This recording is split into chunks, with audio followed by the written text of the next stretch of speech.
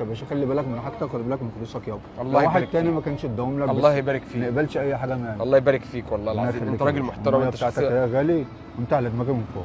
الله يبارك لك. بص انا عايز اقول لحضرتك حاجه. اتفضل. الاول بس اتفضل. انت كنت معانا في برنامج في اه كاميرا والله. خفيه. والله في كاميرا خفيه اتكلم بتصور بجد. كل اللي حصل ده. الشاب اللي واقف في العربيه هناك ده اهو، اللي قاعد في العربيه بيعمل لك باي هناك. باي. انت كنت معانا في البرنامج وانت طلعت راجل يعني بتعطف ربنا على يخليك انت اجدع. طفل مسكين طبعا وشخص يا عم امين. لازم، ما هو زي اخواتنا يا عم كلهم زي اخواتنا وانت ما كلهم. قبلتش لما شفتني عايز لا طبعا. اضربه. لا لما ربنا تضربه ازاي؟ يبارك بس فيك. عيل صغير، عيل الله. لو حد كبير ممكن نحاسبه، انما ده عيل الله صغير. يكرمك يا ربنا محترم. يكرمك.